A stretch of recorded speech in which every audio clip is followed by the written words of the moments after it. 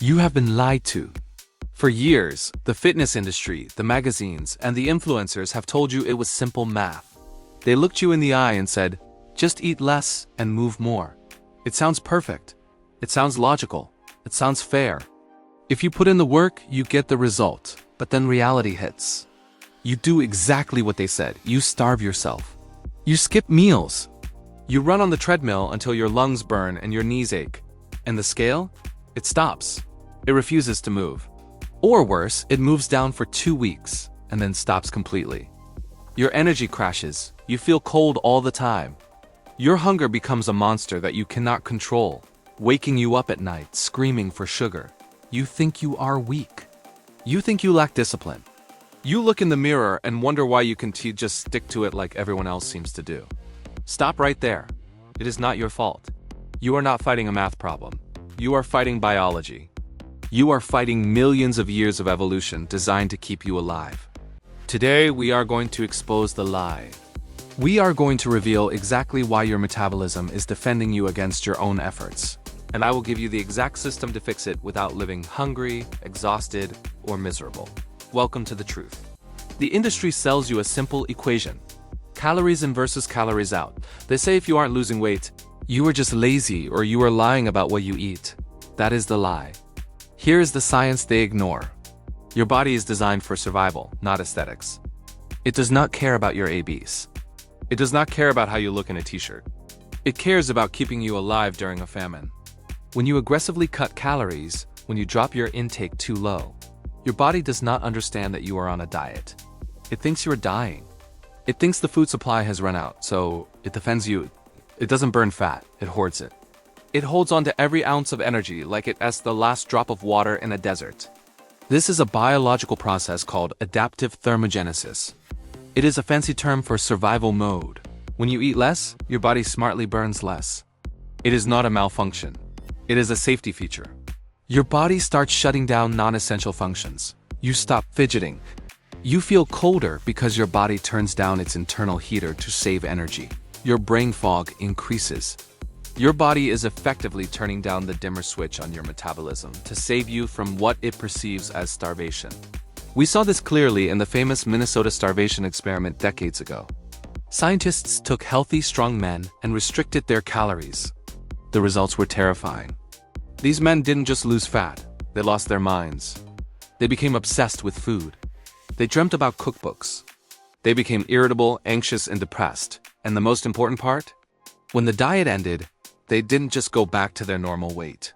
Their bodies, terrified of another famine, overshoot the mark. They gained all the weight back plus extra fat.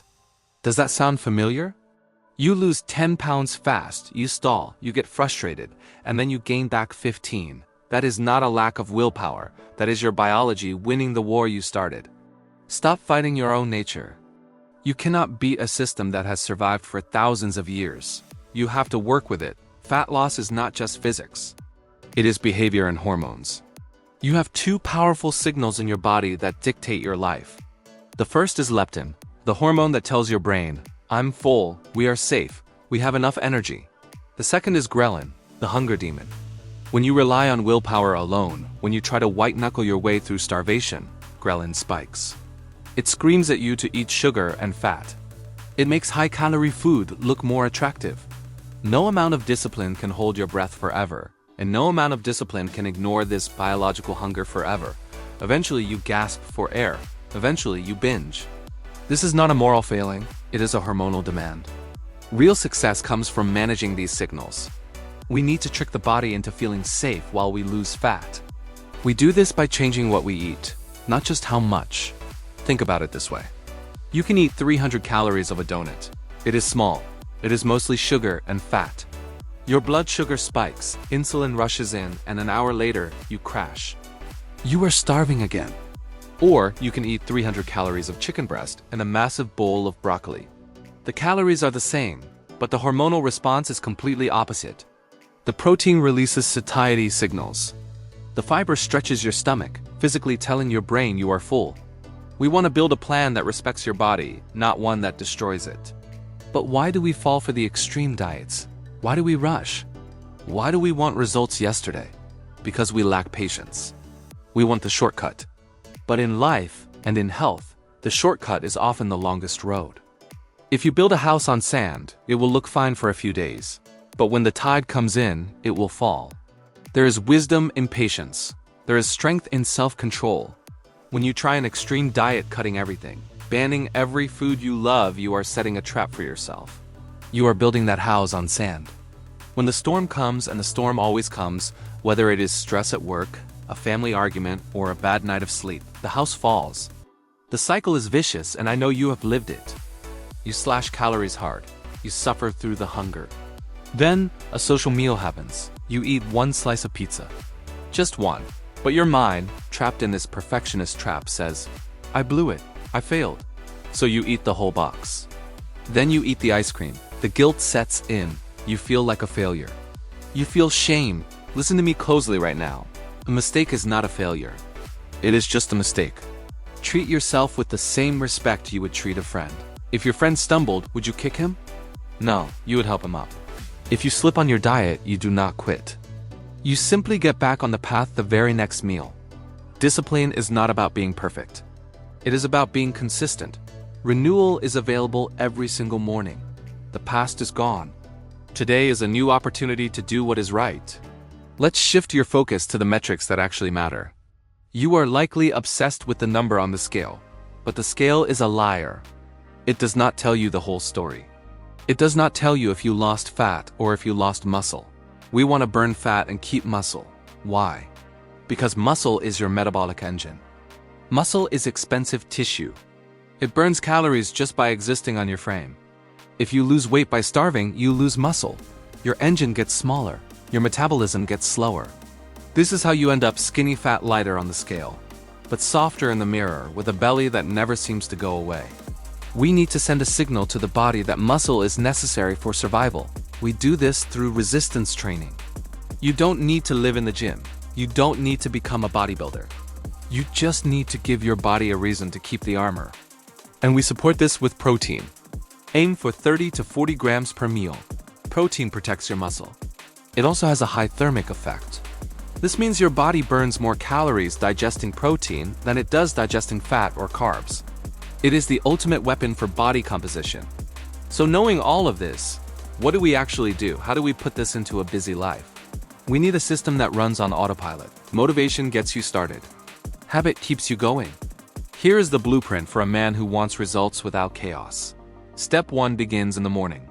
Hydrate immediately. Then eat a high-protein breakfast. Do not skip this. Have Greek yogurt with berries or eggs with whole grain toast. This stabilizes your blood sugar for the entire day. If you win the morning, you win the day. You avoid that sugar crash at 10 a.m. that sends you running to the vending machine. Step 2 is movement, but not the kind you think. We focus on neat non-exercise activity thermogenesis. This is the calories you burn just living. Don't kill yourself on the treadmill for an hour if you're going to sit in a chair for the other 23 hours. Just walk. Aim for 7,000 to 10,000 steps. Take a call standing up. Park your car further away. Take the stairs. These small movements add up to massive calorie burn without triggering that hunger monster. Step 3 is training. If you cannot get to the gym, give me just 10 minutes. Do a simple circuit at home. Push-ups, bodyweight squats, and a pulling motion like a band row. Do 3 rounds. No rest. Done. You have signaled the muscle to stay. Consistency beats intensity every time. A mediocre workout done consistently is infinitely better than the perfect workout you never do. Step 4 is recovery. You must protect your sleep. Poor sleep increases hunger hormones and decreases your willpower. Set a fixed time to go to bed. Put the phone away. Give your mind 5 minutes of silence, reflection, or prayer to decompress. Peace of mind creates a body that is ready to burn fat. When cortisol and stress are high, your body refuses to let go of fat. Calmness is a tool for weight loss. Knowledge without action is just entertainment. I don't want to entertain you. I want to change you. So here's your mission. For the next 14 days, I want you to test this truth. Ignore the scale for a moment. Focus purely on the inputs. Input 1, protein at every meal. Input 2, 8,000 steps a day. Input 3, one 10-minute circuit. That's it. Keep it simple. If you mess up on day 3, do not spiral, do not quit. His mercies are new every morning, and your discipline can be renewed every morning too. Forgive yourself and get back to work immediately. If you are ready to stop starving and start living, I want to know. I want to see who is actually committed. Comment "I accept" below to commit to the 14-day challenge. Let this be the day you stop fighting your biology and start mastering it. Subscribe for the next chapter, where we will break down exactly how to fix your metabolism if you think it has already broken. See you there.